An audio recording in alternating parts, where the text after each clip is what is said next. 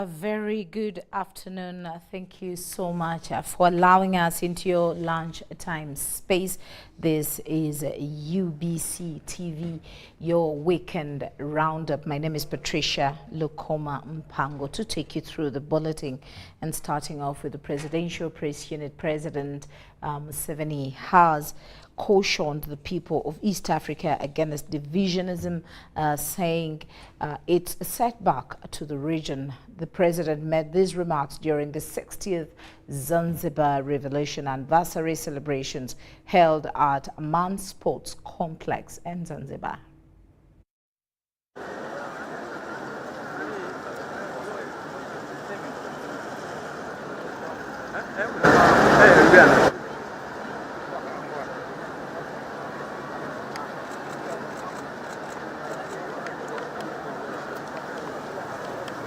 You know what to prevent this, right?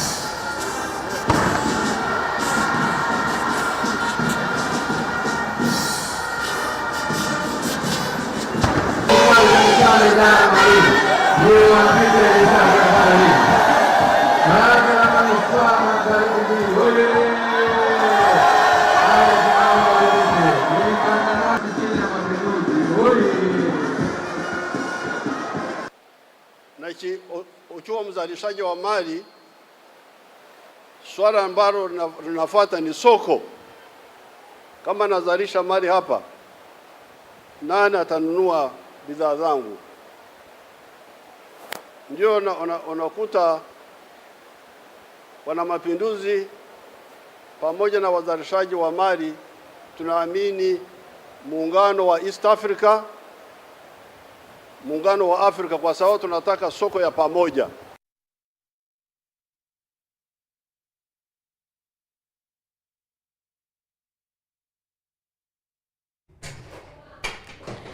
Permanent Secretary, Ministry of ICT and National Guidance, Dr. Amina Zawede, says all is set for the broadcast of the upcoming non-aligned movement and G77 plus China Summit.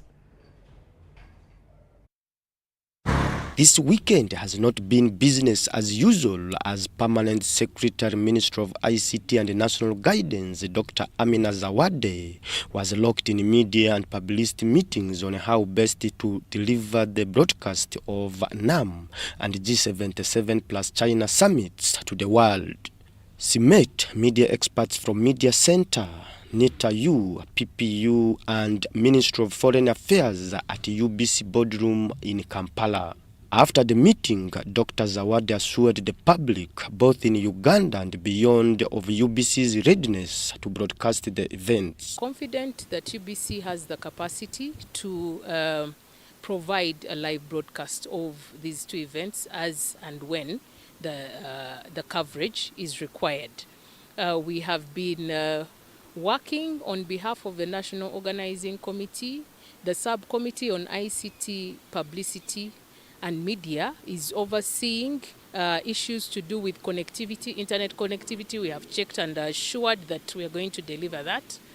We are in charge of publicity, ensuring that we have online presence, and we're calling on people out there as citizens. Please provide positive messaging online, positive messaging on all the media platforms that we have, because these summits are very key for our nation. Uganda Broadcasting Corporation will feed all other media houses and platforms, including social media, TV and radio, with all the proceedings of the global conference. UBC will cover everything. You should be glued to UBC to watch the arrival of our heads of delegations, the arrivals of heads of state, the opening ceremonies. We have a business forum, we are closing ceremonies. We also have other side events that will require coverage, and they'll be able to avail this. The Deputy Managing Director, UBC, Maurice Mugisa, explains how the radio and the TV stations across the globe will access the proceedings. As the official broadcasters, will provide a clean feed to all media, international and local, that will be used for transmission on their platforms, but also for news production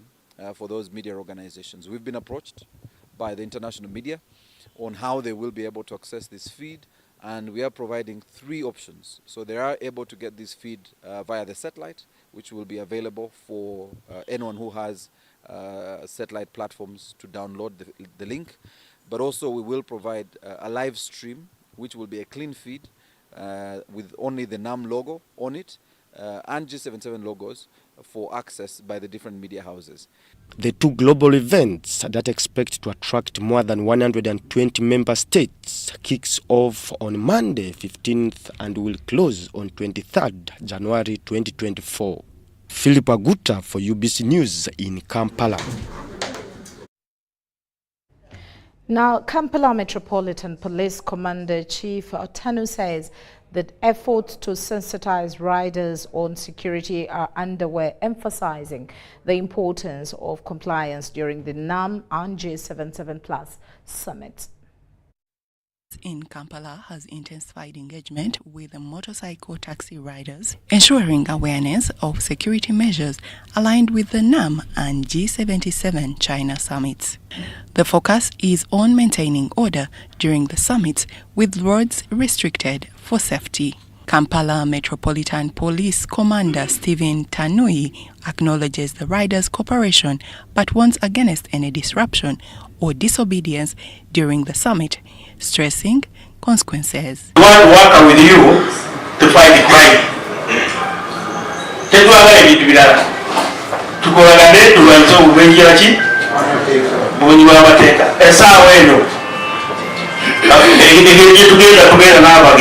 Tanui asserts that the police cannot tolerate lawlessness, hence calls for compliancy.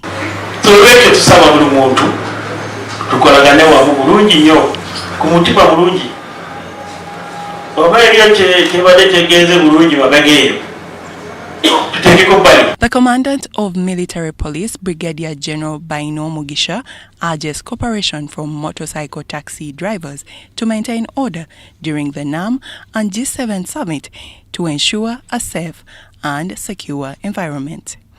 Oba bodaboda, oba basirikale, oba banansi, fena tuliki? Aba? Tuli bana Uganda fena. Ekitegeeza fena tusabe tukola tukole gaki? Security agencies anticipate over 120 delegations for the summit, enhancing Uganda's global standing with potential benefits for the country. Now, the government of Uganda has begun the construction of a river Nyamahogora bridge that connects the districts of Mubende and Kakumiro. The Prime Minister, Right Honorable Nabanja, will address residents from the 2 districts at the construction site, said that the bridge is being constructed with support from the community. Well, I think first and foremost is that all NAM members, actually UN members, and not only 2/3 of UN, they constitute 2/3 of the UN membership. So there is significant alignment.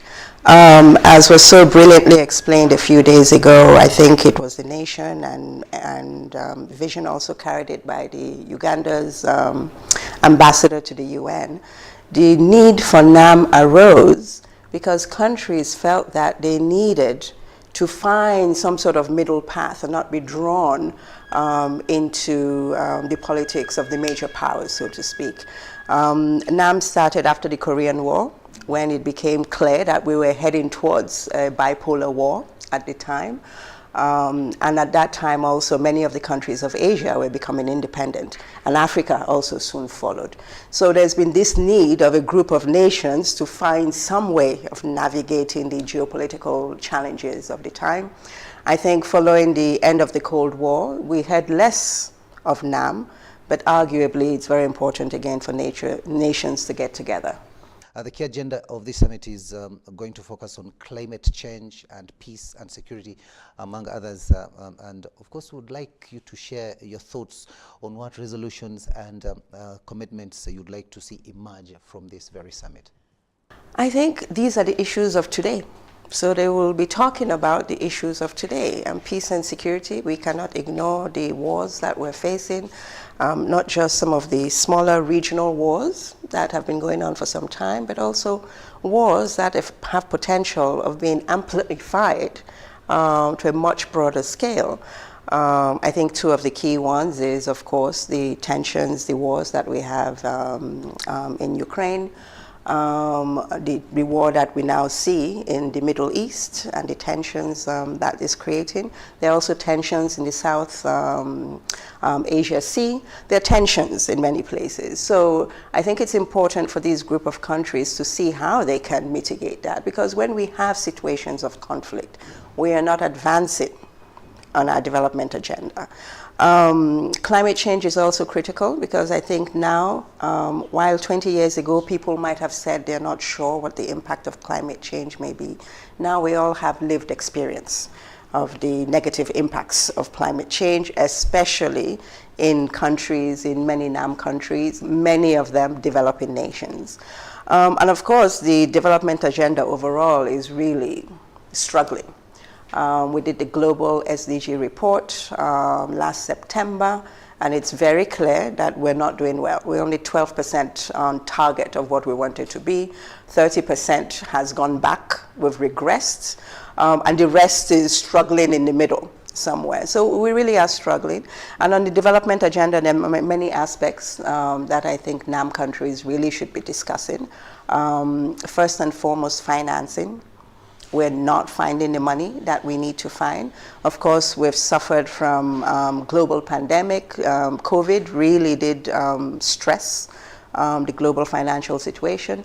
But regardless, we need to find ways of unlocking the money. And increasingly, we are understanding that the infrastructure, the global financial infrastructure we have in place, is not fit for purpose. Unfortunately, it's unable to do that which it was created to do. And so I think it's important for NAM countries to really think about how they will mitigate some of these challenges. The implementation of the resolutions that have been taken by the UN in as far as tackling climate change is concerned have not been implemented. What could be the reason? You know, all of these things is a question of I guess, political will, trying to get nations. It's not easy to make many of these, to take these decisions at a political level. So on climate change, there are many different aspects to it, but among the two key aspects, first and foremost, we need to limit the emissions that we're making. And these emissions are being made by the use of fossil fuels. This is what we know. We buy gas, we buy petrol, we burn them. It gives us energy. We use that energy to power our industries, to power our homes, to power our lives. You know, it's everywhere, to power our cars. And these emissions are beginning to, they've reached a level where they're beginning to cause real problems. So we need to reduce the emissions. We need to reduce our dependence of fossil fuels. But changing that is not easy, because for us to be able to reduce our dependence on fossil fuels, we need alternatives. We have not yet the alternatives. And also, let's look at the theme of this NAM summit. I think what's important there is we are facing a world of geopolitical tensions recently. And within that world, I think it's very important that you have a group of nations that come and say, no, we don't want to be drawn necessarily into the politics of anybody. We want to focus on outcomes that will further our collective development. I think that's important. So them coming, and NAM is a very interesting organization because it's non-institutionalized. There's no secretariat anywhere. Basically, each country comes, they agree on certain principles, on certain ideas, etc. And then they take those ideas back into the other mechanism. Well, they take it home themselves and try to implement it and take it back into the other mechanisms that we have and further it. So it's not a non-institutionalized organization. But I think it's important for them to come and agree on how they will tackle some of these big challenges that we face today. Your final word in as far as the cooperation between the UN and NAM is concerned, and also your final word to the viewer of UBC TV. I think in the final word, NAM really is about the members. It's the members of the UN's role is that what's interesting is that the agenda of the UN and the agenda of NAM, there's significant overlap. But in NAM, for instance, only two entities from the UN are invited to NAM, and that's the Secretary General and the President of the General Assembly. So individual agencies, funds, programs are not part of NAM. Normally. So you don't have UNDP invited to NAM. You don't have UNESCO invited to NAM. I think in this case, IOM might have been invited. So they would invite heads of funds and programs that can contribute to a specific agenda, but generally, it's really at the political level and really for the member states. I'm just looking forward to, at this time, there are many challenges. The peace and security challenges are huge. The development challenges, and within development challenges, I also categorize the climate change challenges, are very big. We have a multilateral system that is struggling to be fit for purpose, to be honest. The structures are not speaking to today's world. They're not always speaking they're not always up to the task of responding to today's challenges. So what I expect from a body such as NAM is to, while deliberating on these issues, finding ways of addressing some of these challenges of the structure that we find in today's world. Well, we do apologize. That wasn't the story of Kakumiro, but rather a discussion on how the UN has that perception on the non-aligned movement, and of course talking about what expectations that they are hoping from NAM, that is NAM, non-aligned movement. So let's head a little bit into the health sector, where the Mulago Specialized Women and Neonatal Hospital is one of the hospitals selected for NAM and G77 heads of state delegates treatment in case of an emergency and spouses during their stay in Uganda.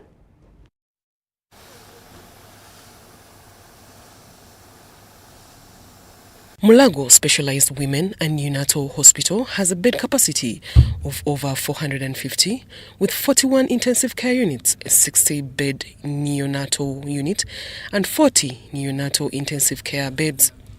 With the renovation preparations at 90%, the Director of Women Hospital, Dr. Evelyn Nabunya, says that they are ready to receive the NAM and G77 spouses. We are grateful that Mama chose us to be a hospital to be visited by the spouses of NAM and G77. We've made preparations to be able to host the spouses together with Mama, and We are completing the preparations. We are about 95%. So we'll be hosting them, showing them around the services that we offer in line with the theme that is there about empowerment of women and girls. So really this hospital is in line with the theme of that visit. Mulago Specialized Women and Neonatal Hospital was also selected to handle and treat delegates that might fall sick during the two summits. The Women's Hospital has been chosen as one of the hospitals that will be able to host delegates that may fall sick and need admission. So as far as preparations are concerned, we are ready.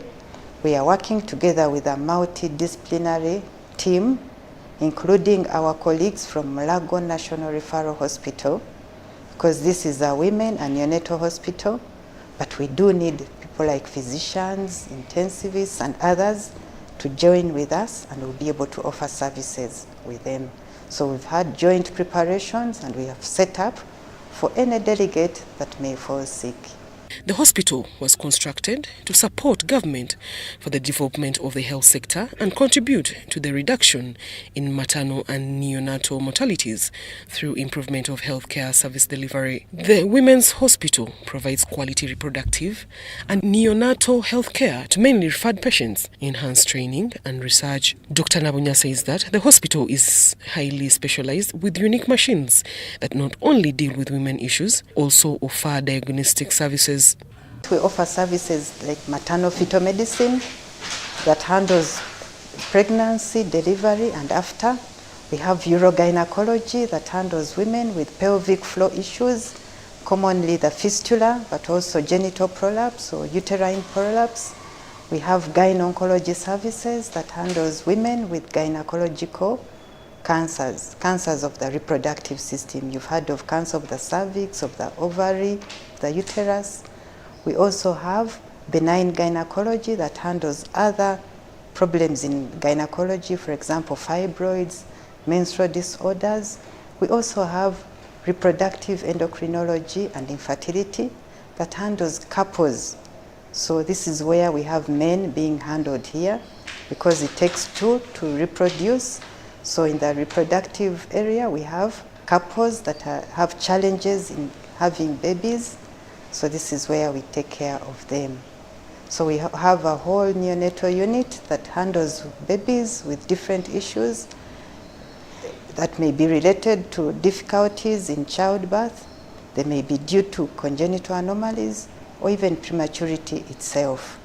The hospital administrators revealed that the number of patients seen has steadily increased and the growth has been mainly due to the dedicated team of specialists. Here are some of the specialized services the hospital offers.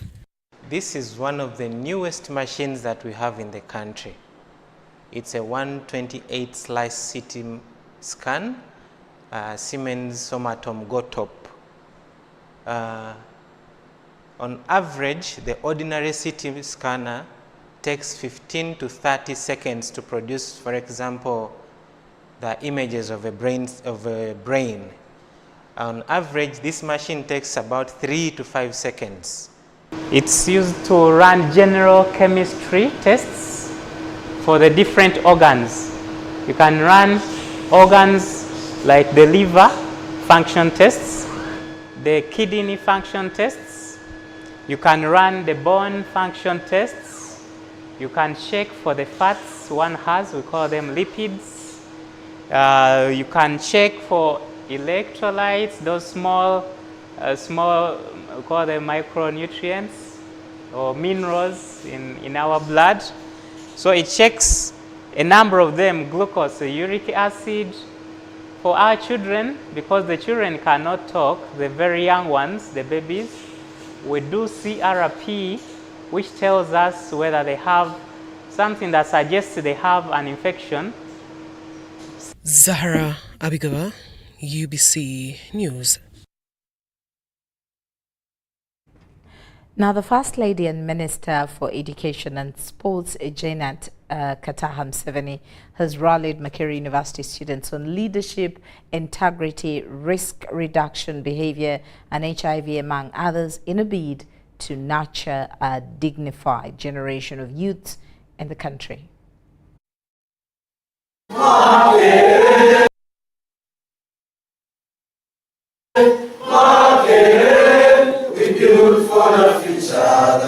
Close to 200 Makerere University student leaders have gone through a rigorous and insightful week-long training implemented by Life Ministry Uganda and the Global Leadership Summit in Jinja.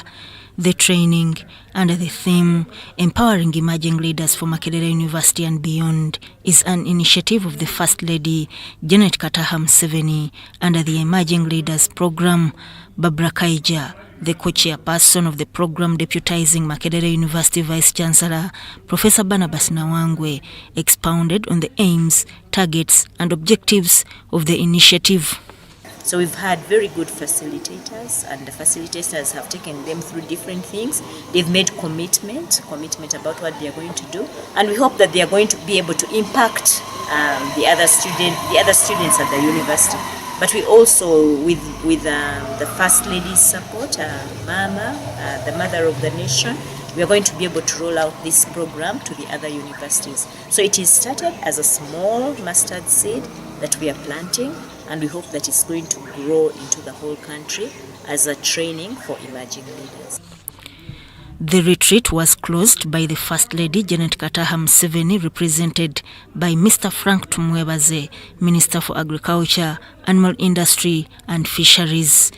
Tumwebaze asked the student leaders to avoid political extremism, but think of venturing into other productive activities like agriculture. So if you want to prepare yourself early, to prepare for and meet the pressures of life, start now. If you have land, make use of it. If you are 3-4 people, form an investment club amongst yourselves. Don't be taken by extreme politics. Extremism is bad in politics, irrespective of which side you are on, isn't it? Whether you are pro the government in power or against, extremism is bad.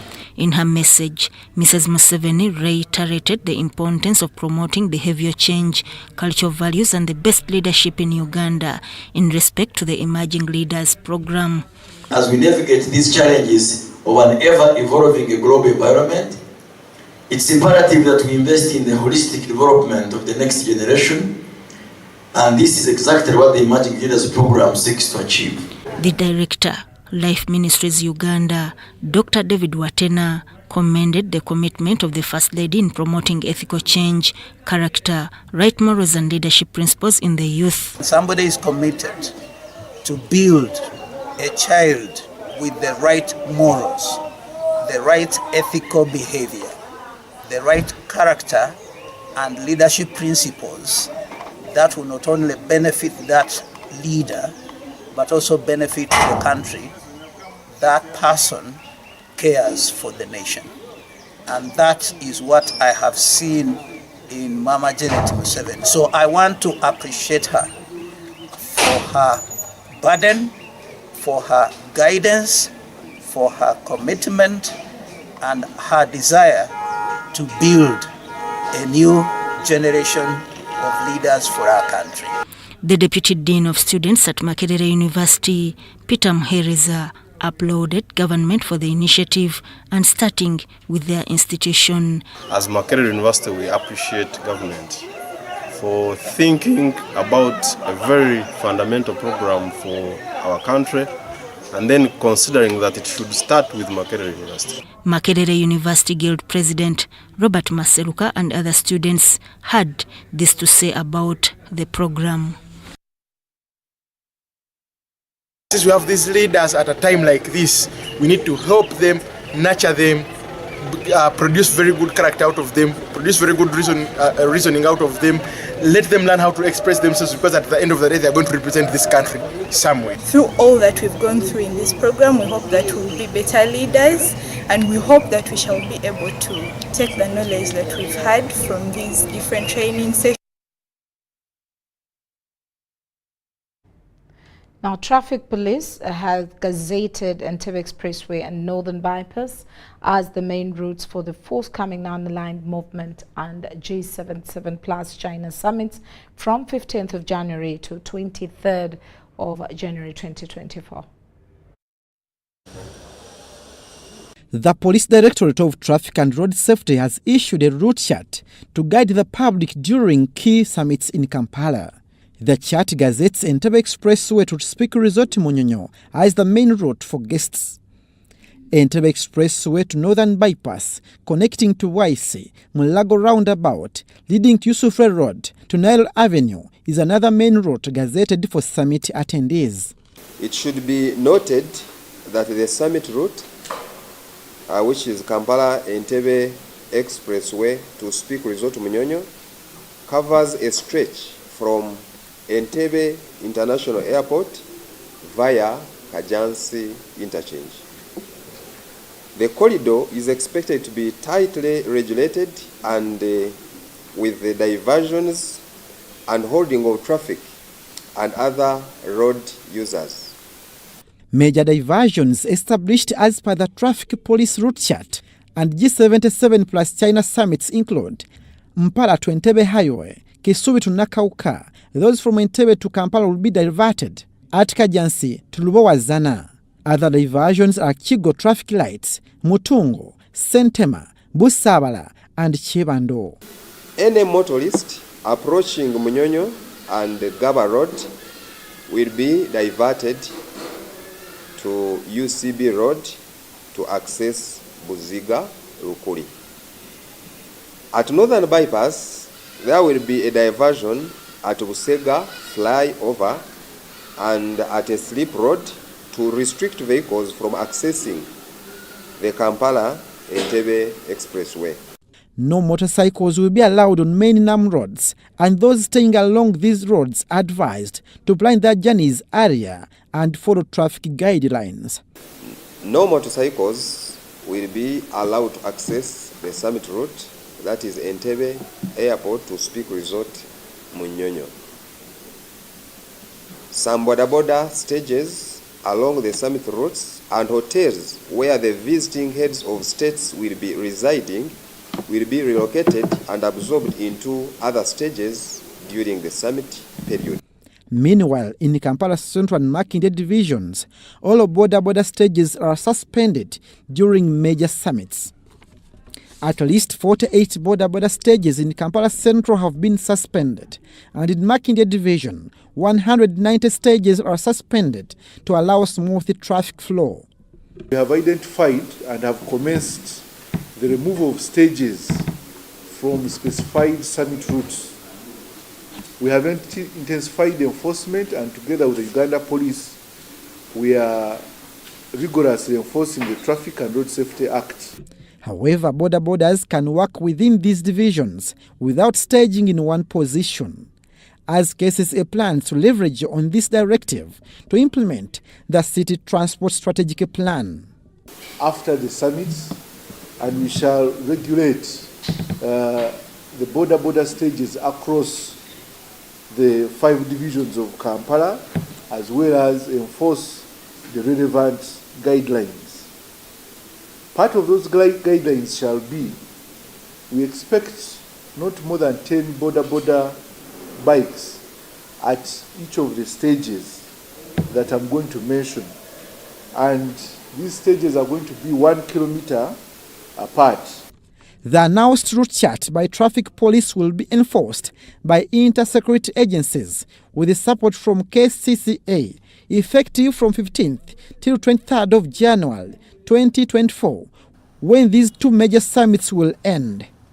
Abudu Nasili Lobwama and Rogers Komagum for UBC. Now, in just a period of 1 year, the government of Uganda, under a joint venture agreement with Mira Investment Limited, has managed to construct a multi-billion convention center at Speak Resort Munyonyo. The convention center, whose seating capacity is 4,000, is now ready to host the 2 summits, Non-Aligned Movement and the G77 Plus China Summit.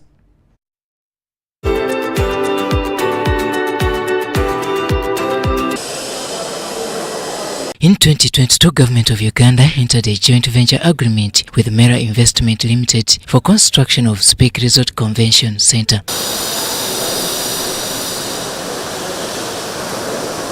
The facility was presumed as one which would host delegates coming to Uganda for the non-aligned movement and G77 plus China summits.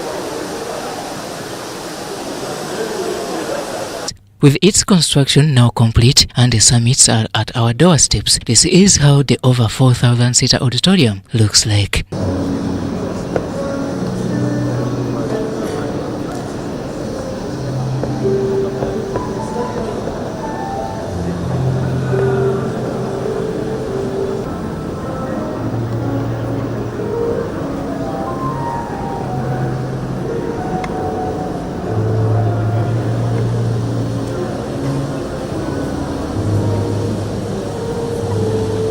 Furnished with modern uptake chairs, giant flat screens, inbuilt sound systems, among other features, the center is the first of its kind in Uganda and in East Africa. First of all, I want to take this opportunity to commend Dr. Sudhir and his team for putting up that magnificent structure within a short period, and genuinely so.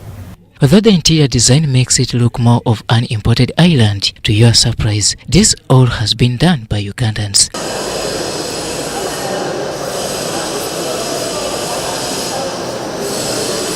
And to say as well that we have held summits in the past in a marquee, but now we have a structure, and I want to say categorically and emphatically that the structure is usable. The convention center has 12 high-end conference halls and meeting rooms, a floating restaurant which can host over 500 guests, and a multi-purpose hall. The non-aligned movement and G77 plus China summits are just at the door, beginning Monday 15th January 2024. But between me and you, this convention center will be here for generations. I'm Robert Onyango for UBC News here at Munyonyo.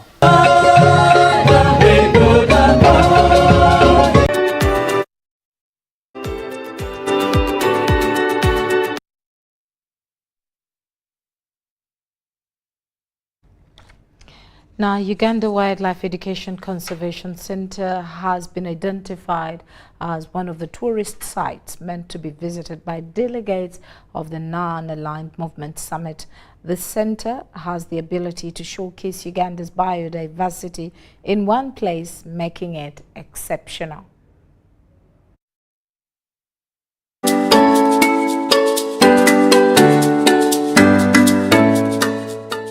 It is a home to some of the most sought-after wild animals in the world.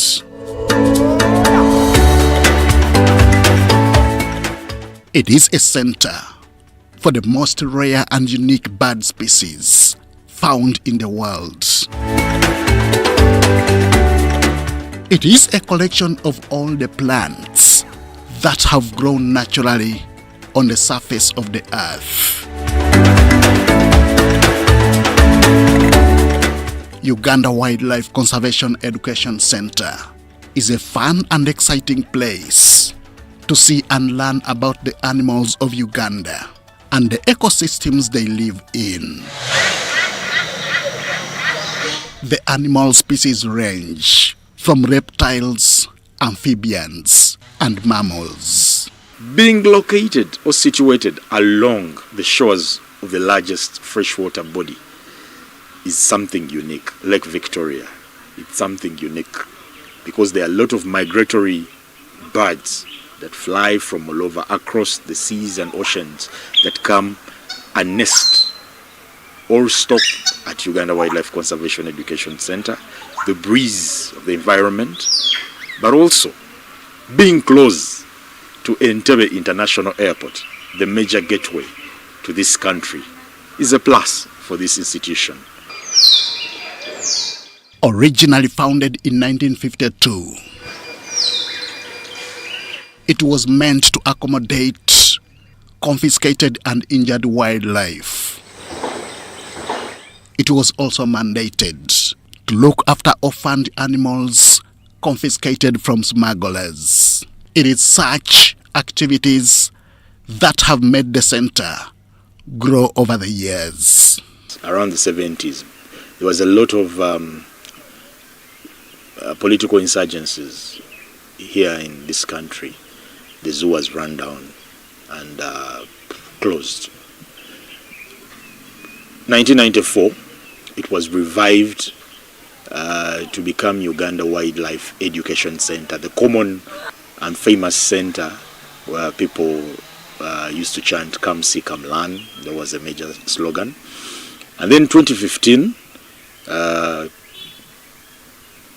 based on an Act of Parliament, the Uganda Wildlife Conservation Education Act of Parliament, UWEC Act 2015, this center was re-strategized to promote conservation education.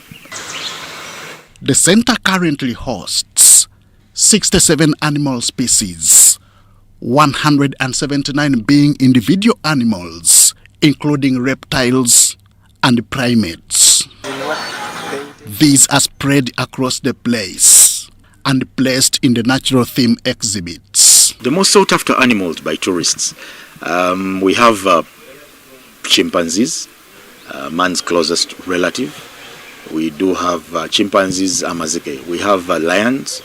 Among the big five, we have the lions, we have the leopard, engo. We have the tiger, being an exotic animal. It's one of those revered animals. We also have the elephant, Njovu, and the shoebill. The Asian community, mainly Japan, they love the shoebill because of its humility and the way its demeanor. The frequency of visitation is dependent on seasons, both from local and foreign tourists. In the last financial year, for instance, about 470,000 tourists were received. UWEC's peak season is during first-term holidays, second-term holidays, where many school-going children visit, university students visit, and secondary school students visit. And then festive days, those are peak seasons for UWEC. And then there are times when we have low numbers, so it varies. There are different factors. It is the ability to showcase Uganda's biodiversity in one place that makes the center unique. It was identified to be one of the centers that delegates of the non-aligned movement and G77 plus China summits will visit. UWEC is ready to host the NAM delegation. We've just hosted the Commonwealth speakers a few days ago. Previously, end of last year, we hosted judiciary, judges and magistrates from all over East Africa. Definitely, with that experience and potential to handle such groups and deliver to the expectations and standards in terms of wildlife conservation education, we are ready for the NAM delegates. Uganda Wildlife Education Conservation Center is neither a zoo nor a safari park, but a center where wildlife education is combined with leisure. Henry Okrut, UBC. Now, the government of Uganda has begun the construction of the river Nyamuhugura Bridge that connects the districts of Mubende and Kakumiro. The Prime Minister, Right Honorable Nabanja, while addressing residents from the two districts at the construction site, said that the bridge is being constructed with support from the community.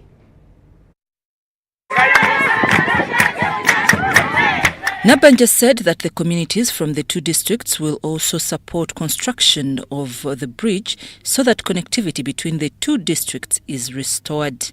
She says that the government of Uganda, through the Ministry of Works, will provide equipment, technical advice, culverts and regular inspection and supervision of works.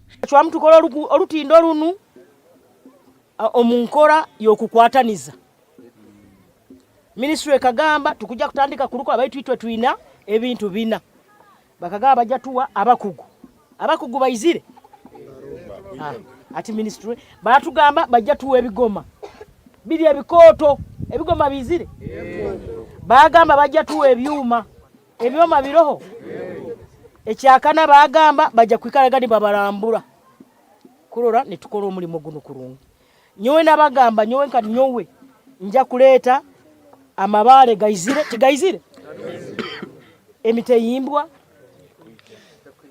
nagamba nja kuleta n'enkogoto ebimotoka bina wetiye ebimotoka mbimanyire sino truck bikusiba bikulala bisesirenka mutageza kwiba nkogoto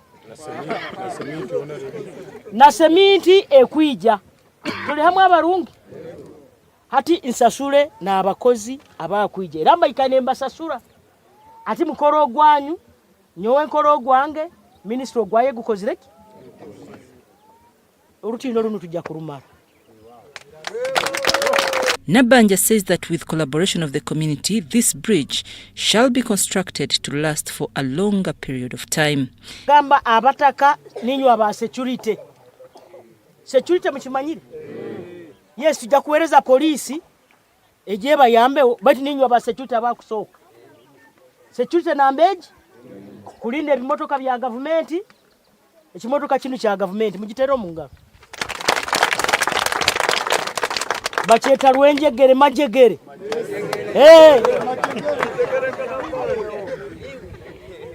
security muri mogwanyi chairman mutarora abantu ne bayiba seminti kana seminti gwe tukuleta takola mu maju tukujja kuleta seminti akoro mu maize akasa okamuka mitwaro musanju so mutajeta antara gitwara odagiteko mungale kuoki inywe amaishi kubanga borayibesawo ya seminti bajja koro lutindo runu luli yege chimale emyezi mukaga chikoleki.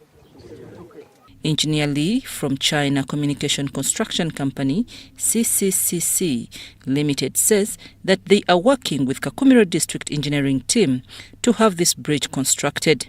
You one person see the tap, see the thing, okay? Yes. From here, if 2 meters reach this water level, yes. 2 meters, and then the cover here should from this level reach 2.5. Yes. Do you understand me? So the water this side will be 50 centimeter higher. The other side it will be 50 centimeter higher than the bottom of the cover. John Bogere, District Councillor representing Kibijo Sub-County and Ephraim Bitagase, lauded President Yoweri Museveni and the NRM government for the quick intervention when the bridge was washed away.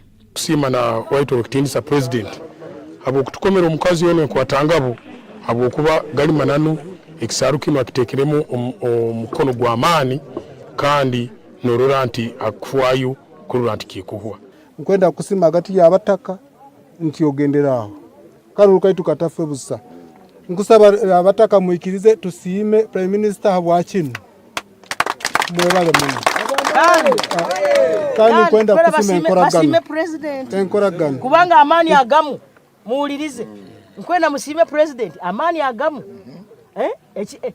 gakurugo mwibe gakunu kuba kioli kubanga ndi Prime Minister nkusobola gamba minister akakoraki nkusobola gamba PS korakini nkusobola gamba hati bino byone ebyuma bye mukurora bya government buli amani yago nali ntainago mukwijuka kaba ntainago twayefaawo gaitwenka baitu ati amani muzaige yatuwaire nigo gakora omulimo guno kantu jagumara. Residents from the two districts say they are optimistic that connectivity shall be restored as soon as possible. They claim that agricultural commodity prices have gone down since the bridge was washed away. Oluguudo yenkulakulana kumpi esingayo muzonna nendala nkulu ne mwana oluguudo kwe kusoma kwe kugenda mu malwaliro kwe kulima kwe kusuubula kugenda maduka gaffe bwe bomezi bwe bugagga so ensonga gyakuteko nkulu nnyo mu nkulakulana yaki y'abantu baffe n'ekitundu. Turi kuyebaza nabanja kuba bashizemo amanyi ngo bakora agatindo yatuyamba bagakora agatindo rusi nidufuna nk'ukuntu imbera yacuka kubwo kuba kuva agatindo kagenda inzara muri gihimbira imeze nabi bwo kuba n'ibicuri hati biri kugura shilingi 5 kubwa gatindo kano kandi muri twafunga imodoka nyinshi zikaza kugura ibicuri muri gihimbira tugafuna akabeyi nakuva gatindo kagenda tugashorwa nta kabeyi turugushima turukwebaza kavumenti igeze tuyambe dukorera kano gatindo. In the month of October and November 2023, the country experienced heavy rains that grossly affected the road network in most districts. Nyamuhugura Bridge was washed away on December 4th, 2023.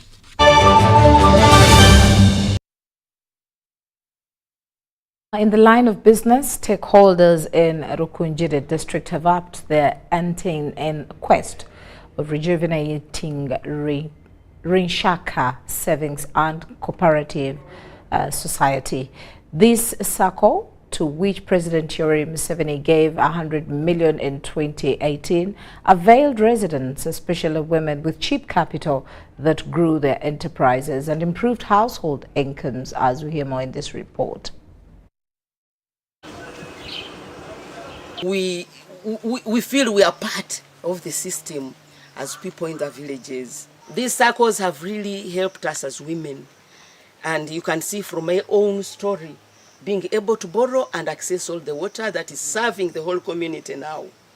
I think that is a kudo for the circle. And then you see in the rural setting, we have also started our VSLOs, village saving and lending, or to box. So with this box money, we find ourselves keeping like 2 times in a month. So imagine if we take this money, for instance, to Centenary or in a commercial bank in Rukunjiri, that would require us transport to and fro 2 times every week. But here, you sit, you keep your money, someone walks to the circle and deposits on your account.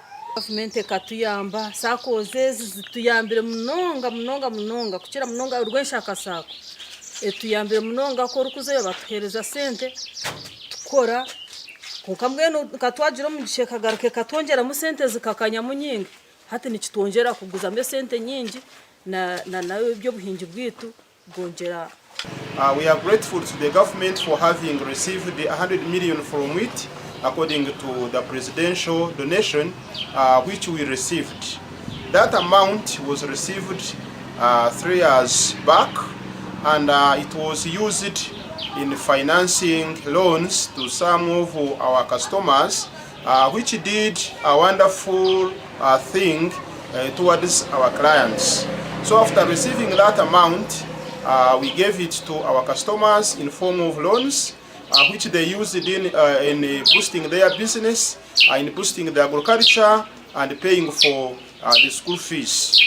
However, after some time, that money was swindled by bad people, which gave the bank a wrong image, and the bank, to some extent, it declined. Airtel Uganda, in collaboration with Techno Mobile Uganda and StarTimes, launched the Spark 20 Pro Plus, marking the first 5G network in the country. The Spark 20 Pro Plus was unveiled in Kampala at a ceremony officiated by Honorable Chris Baryomunsi, Minister for ICT and National Guidance. In a groundbreaking partnership aimed at bridging the digital divide, Minister for ICT and National Guidance Dr. Chris Baryomunsi says that government supports technological advancements and is committed to ensuring all Ugandans are connected.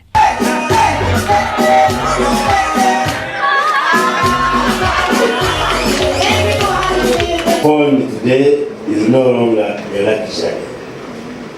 As the Minister for Communication, I can as well say I have an office, but my other office is the phone, because I do a lot of business, a lot of transactions, a lot of government work using a phone. So it has become an extremely important tool which we cannot ignore today in the era of technology.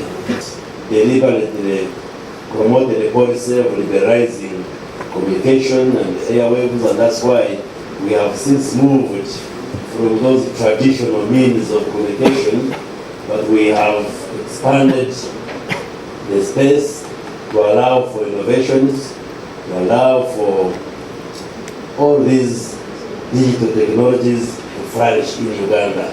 Airtel Uganda's Ali Balunywa says the device is not just about technology, it's about connecting people, ensuring customer experience, cutting-edge technology on Uganda's fastest G5 network. However, this device comes with 9 GB of Airtel data that you can get every month, 3 GB per month, and also this device also allows you as the customer to access Airtel's 100% double data for every data you buy for the month and for the week. Affordability remains a challenge, but Airtel Uganda addresses this with an installment purchase option through EasyBuy, making the Spark 20 Pro Plus accessible to all income levels. Good price to watch like the African Cup and also take a selfie with your friends and also take the photo and the video about your life. So we hope like Spark 20 series will just give your life some good memory. And the presence of my colleagues here, put your hands together and we officially launch the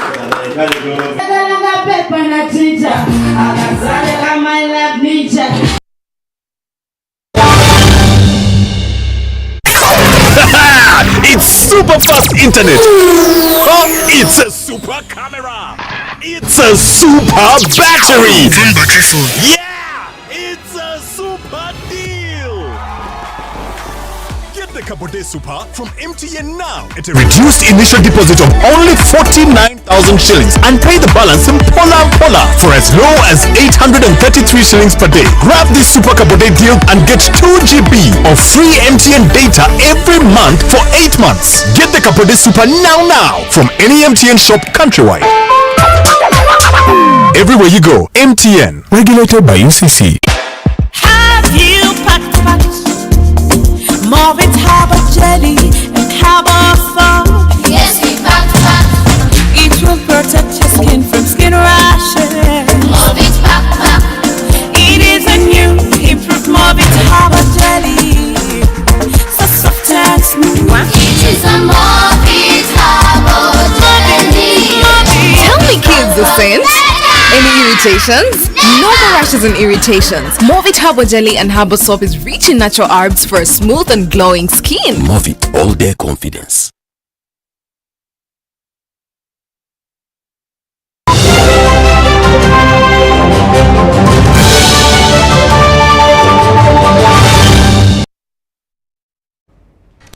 And into sports, hosts Ivory Coast opened their 2023 Africa Cup of Nations campaign with a 2-0 victory over Guinea-Bissau.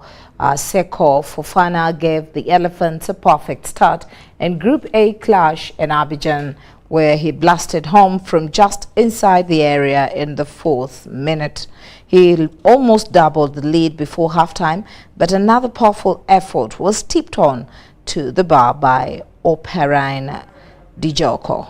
Jean Felipe Crasso hooked in second after the break.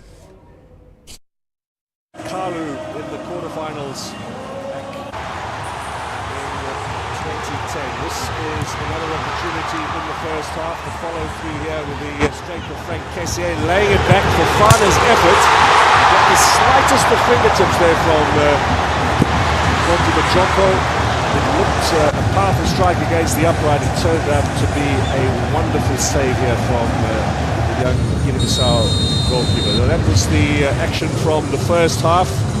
Much to think about in the break. Fofana, of course, the first half Euro. The second half Euro turned out to be Jean-Philippe Crasso. This is the build-up from Jonathan Bamba. Look at the persistence here of the Ivorian striker. Brought it down. Corner, 3 touches to control it, and absolutely delighted with his 5th goal in Ivorian colours. There's the first touch getting it past Sangate, there's the second of quality, and what a wonderful turn getting power behind the strike as well. And into the back of the net, doubling the score for Cote d'Ivoire. One or two opportunities at the other end. This was Francholino forcing a good save out of Fofana late in the game as they look for a consolation. Guinea-Bissau did have their opportunities, it must be said, in this game, but the quality and the strength.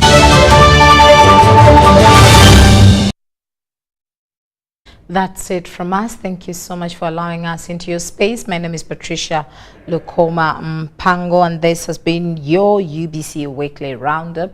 Good afternoon.